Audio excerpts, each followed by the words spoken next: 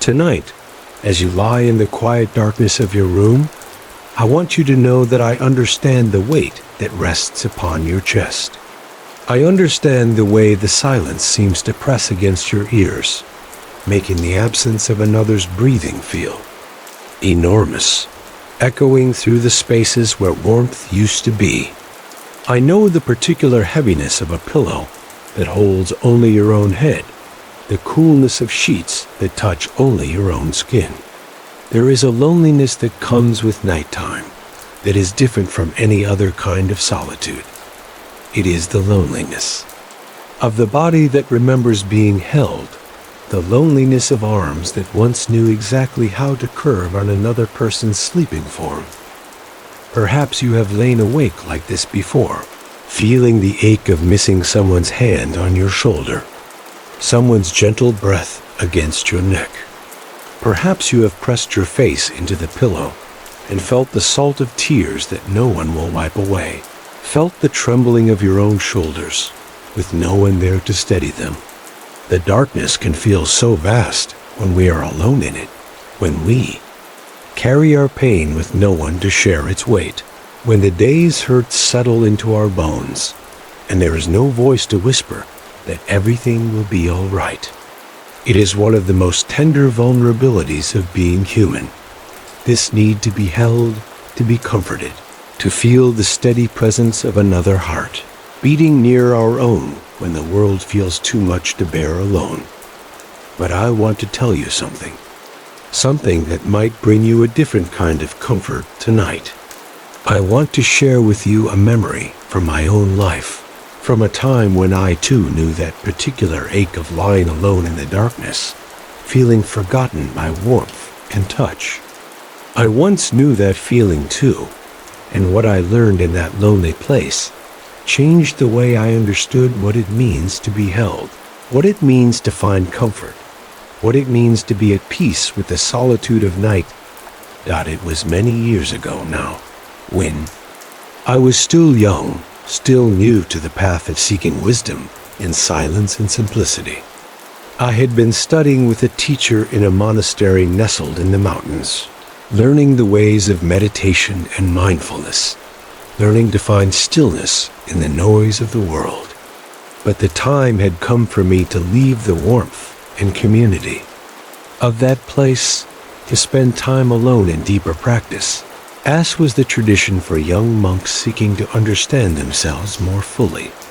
My teacher had found for me a small hut deep in the forest, a simple wooden structure with a single room, a small window, and a door that opened onto a clearing where wildflowers grew between the trees.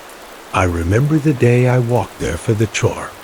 First time, carrying only a few belongings, my robes, a blanket, a wooden bowl, and a small pillow stuffed with buckwheat hulls that my teacher's wife had sewn for me with her own hands. The path through the forest was narrow and winding, carpeted with fallen leaves that rustled softly under my feet.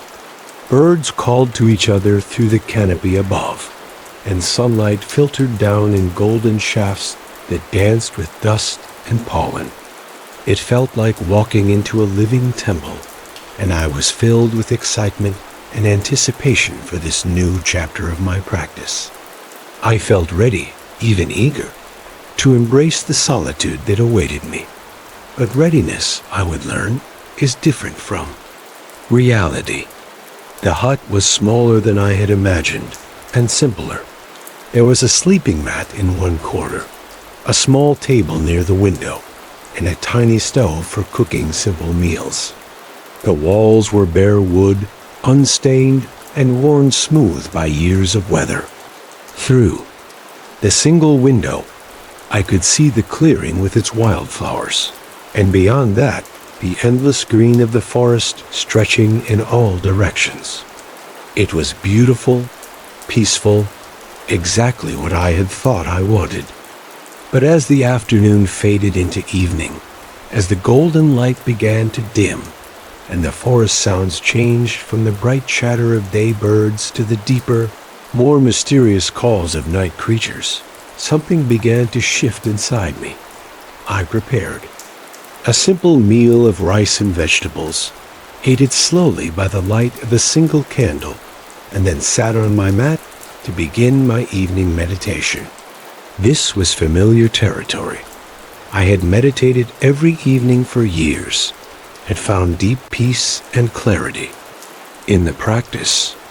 But tonight, in this small hut surrounded by miles of forest, the silence felt different. It was not the comfortable silence of the monastery, where I knew that dozens of other seekers sat in meditation nearby, with the presence of my teacher, and fellow students created an invisible web of shared purpose and community. This silence was vast and absolute, stretching out in all directions, without the anchor of other human hearts to hold it steady. I closed my eyes and tried to settle into my breathing, tried to find that familiar place of calm awareness that had become my refuge from the challenges of daily life. But instead of peace, I found myself noticing things I had never noticed before. The way the floorboards creaked with the settling of the building, the way the wind moved through the trees with a sound like distant ocean waves, the way my own breathing seemed unnaturally loud in this small space. And underneath all of these sounds, or perhaps woven through them, was something else, the presence of my own aloneness, suddenly undeniable and immense. I had been alone before, of course. I had spent hours in solitary meditation, had taken long walks by myself in the mountains, had even spent entire days in silence. But this was different.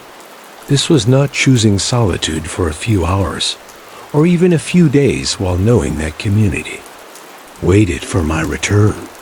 This was stepping into an aloneness that stretched ahead indefinitely, an aloneness that would be my companion through meals and work and sleep and dreams. And as this realization settled over me like a heavy blanket, I felt something I had not expected, a deep, aching loneliness that seemed to rise from somewhere ancient inside my chest. I tried to return to my breathing, to use the techniques I had learned for working with difficult emotions. I observed the loneliness, labeled it, tried to create space around it rather than being consumed by it. But tonight, these familiar tools felt inadequate, like trying to hold back an ocean with a small cup. The loneliness was not just a passing feeling. It was a profound recognition of my own separate existence, my own vulnerability, my own need for connection and warmth, and the simple comfort of not being alone in the world. The meditation that usually brought me peace felt hollow and mechanical. Every time I tried to sink into stillness, I would be pulled back to awareness by some small sound or by the weight of the silence itself. I found myself listening for footsteps that would never come, for voices that were miles away, for any sign that I was not completely alone in the vast darkness of the forest night. The loneliness grew stronger as the evening deepened, not weaker, and finally I gave up on meditation altogether and simply sat there in the candlelight, feeling lost and homesick and utterly unprepared for what I had chosen. When I finally lay down on my sleeping mat and pulled the blanket over myself, the loneliness followed me into the horizontal world of trying to sleep. The mat felt thin and unfamiliar beneath my body. The pillow, though made with love by my teacher's wife, felt foreign and inadequate. The blanket, which had seemed warm and sufficient in the monastery, now felt inadequate against the coolness of the night air and the even deeper coolness of being alone. I lay there staring up at the dark ceiling, listening to the night sounds of the forest, feeling more isolated and vulnerable than I ever had in my life. And then, as if the world had been waiting for me to reach this exact point of surrender to my own helplessness, it began to rain At first, it was just a gentle pattering on the roof, a soft percussion that might have been soothing under different circumstances. But as I lay there in the darkness, the sound of the rain seemed to emphasize my aloneness rather than comfort it. Each drop that struck the roof was like a small reminder that I was inside, cut off from the world, protected, but also isolated by these thin wooden walls. The rain grew heavier, and with it came a dampness that seeped through the walls and made the air inside the hut feel thick and cold. I pulled the blanket more tightly around myself, but it was not enough to ward off the chill that seemed to come not just from the air, but from someplace deep inside my own bones. The rain continued to fall, and with it came a memory that I had not thought of in years.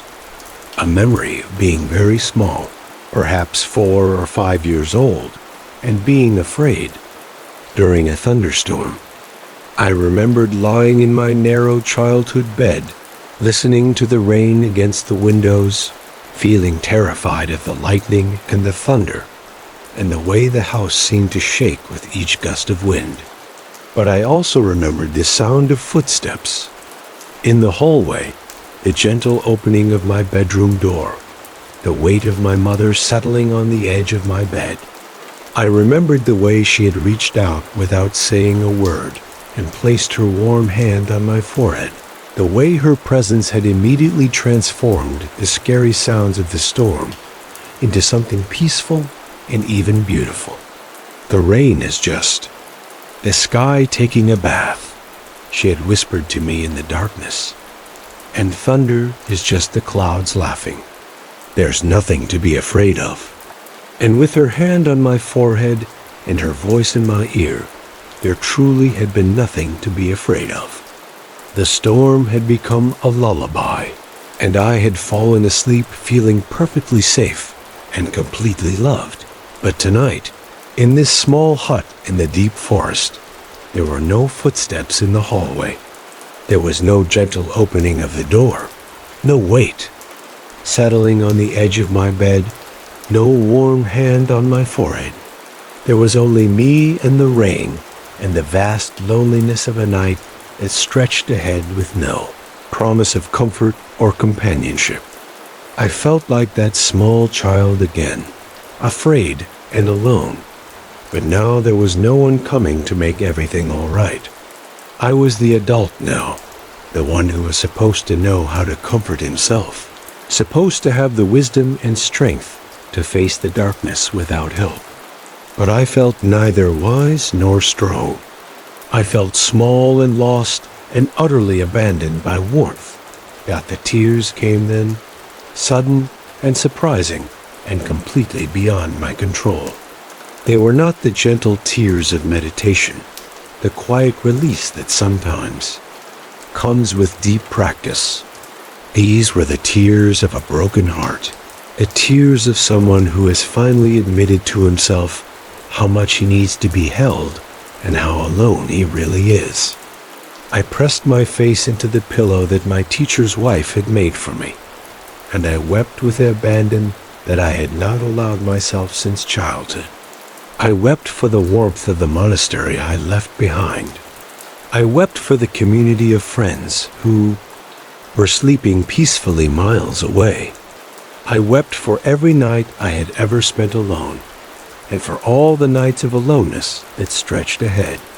I wept because I was 23 years old and trying to be wise and spiritual and self-sufficient. But in this moment, I wanted nothing more than to be held like a child, to have someone stroke my hair and tell me that everything would be all right. Pillow grew damp with my tears, but it did not pull away or grow impatient with my crying. It simply absorbed what I had to give, soft and accepting and strangely present in its own quiet way. And after I had cried until there were no more tears, after the storm of emotion had passed through me and left me emptied and exhausted, I found myself still holding the pillow close to my chest, the way I might hold a dear friend or a beloved pet. It was not the same as being held by another person, but it was something. It was soft and warm from my own body heat, and it smelled faintly of the herbs that had been sown into the buckwheat hulls, lavender and chamomile, and something else I could not identify, but that reminded me of my teacher's garden. I lay there, holding the pillow, listening to the rain on the roof, and slowly began to notice that something had changed. The loneliness was still there, but it felt different now, less sharp, less desperate, more like a familiar ache than a crisis. The rain, which had seemed like a soundtrack to my isolation, began to sound different too. Instead of emphasizing my separation from the world, it began to feel like a connection to it. Each drop that fell on the roof was also falling on the wildflowers in the clearing, on the leaves of the trees, on the forest paths, and the distant mountains. The rain was touching everything, connecting everything, and I was part of that everything. I was not separate from the rain or the forest or the night. I was held by them, embraced by them, included in their vast and gentle presence. And my own breathing, which had felt so solitary and insignificant, began to seem like part of a larger rhythm.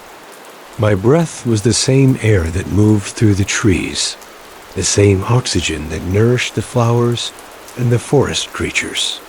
With each inhale, I was drawing in the life of the world. With each exhale, I was offering my own life back to the world. I was not alone. I was breathing with the forest, breathing with the rain, breathing with the night itself.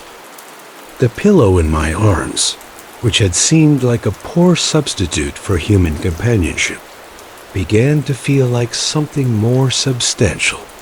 It had been made by hands that cared for me, filled with materials grown from the earth, sewn with thread spun, from plants that had reached toward the same sun that warmed my skin each day.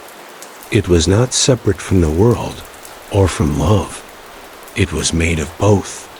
And as I held it close, I began to understand that being held is not only about human arms and human warmth. It is about recognizing all the ways we are supported and embraced and cradled by the world around us, all the ways we are connected to the vast web of life that holds every creature and every moment. The rain continued through the night, but I no longer heard it as lonely music. I heard it as a lullaby, as the earth singing itself to sleep. And I slept too, finally, still holding the pillow close, still feeling the presence of the rain and the forest, and the vast night sky that arched over the small hut, like a protective embrace. I slept deeply and peacefully, and when I woke in, the morning to sunlight streaming through the small window, I felt different. Not cured of loneliness. I would feel lonely many more times in the months that followed, but changed in my relationship to it. I had learned something essential about solitude, something that would serve me through all the alone times that followed in my life. That night taught me that even when no one holds us, we are still held. We are held by our own breath, by the weight of gravity that keeps us connected to the earth, by the air that surrounds and sustains us. We are held by the pillows and blankets that warm us, by the walls that shelter us, by the rain that nourishes the world we are part of. We are held by the memory of every person who has ever loved us, by the invisible threads that connect us to every life we have touched and every heart that has touched ours. We are held by the vast web of existence itself, by our place in the community of all living things, by the simple fact that we belong here, that we are part of something infinitely larger and more beautiful than our own small fears and longings. I learned that comfort does not always come from another person reaching out to touch us. Sometimes it comes from reaching out ourselves to a pillow, to the sound of rain, to our own breath, to the present moment itself. Sometimes comfort comes from recognizing that we are already being held, already being loved, already being cradled by forces so large and gentle that we usually overlook them. The earth holds us with its gravity. The air holds us with its embrace. Time holds us in this moment, and this moment holds everything we need to be at peace, Doc, in the weeks and months that followed that first night in the forest hut. I had many opportunities to practice this new understanding. There were nights when the loneliness felt overwhelming, when I ached for conversation and laughter and the simple pleasure of sharing a meal with another person. But I had learned to listen for the rain, to feel for the presence of my own breath, to notice the way the darkness itself held me like a soft blanket. I had learned to be held by the moment, whatever the moment contained, and to find in that embrace everything I needed to feel safe and peaceful and profoundly connected to the world. And now, all these years later, as I sit here thinking of you, lying alone in your own darkness, feeling your own loneliness and longing for comfort, I want to share with you what that young monk learned on his first night alone in the forest. I want you to know that even if no one is holding you tonight, you are still held. You are held by your pillow, which cradles your head with the same tenderness that my pillow showed me all those years ago. You are held by your breath, which flows in and out of your body like a gentle tide, connecting you to the rhythm of all. Life. You are held by the darkness itself, which wraps around you like the softest blanket, giving you permission to rest, permission to let go, permission to be exactly as you are in this moment. Feel the weight of your body against the mattress, the way the earth's gravity keeps you safe and grounded. Feel the air moving in and out of your lungs, the way your chest rises and falls in the ancient rhythm that connects you to every breathing creature. Feel the warmth of your own body heat, the way your skin holds in the life force that animates every cell. These are not poor substitutes for human touch. These are different forms of the same love that moves through all things. Different expressions of the same force that brings people together and also holds each of us when we are alone. Tonight, you do not need to be held by another person to be completely, perfectly, beautifully held. Tonight, you can let yourself be held by this moment, by your own breath, by the soft pillow under your head and the gentle blanket over your body. You can let yourself be held by the sound of your own heartbeat, by the quiet air that surrounds you, by the patient darkness that asks nothing of you except that you rest. There is no loneliness that cannot be transformed when we learn to recognize all the ways we are already embraced by the world. There is no night so dark that it cannot hold us gently. There is no solitude so complete that it cannot teach us about the deeper connections that bind all things together. Tonight, as you close your eyes and let your breathing slow and deepen, remember that you are not alone. You are part of the vast, loving web of existence, held and cherished and perfectly safe exactly as you are. Let yourself sink into this embrace that is always available, always present, always enough. Let yourself be held by this moment, by this breath, by this quiet night that wraps around you like the gentlest blessing. There is nothing you need to do, nothing you need to fix, nothing you need to understand. There is only this, the simple, profound gift of being held by the world, of belonging to the great community of all beings, of resting in the arms of existence itself. Sleep now, knowing that you are held. Sleep now, trusting in the embrace that never fails, never wavers, never leaves you alone in the darkness. Sleep now, and let the night itself be your comfort, your companion, your tender and faithful friend.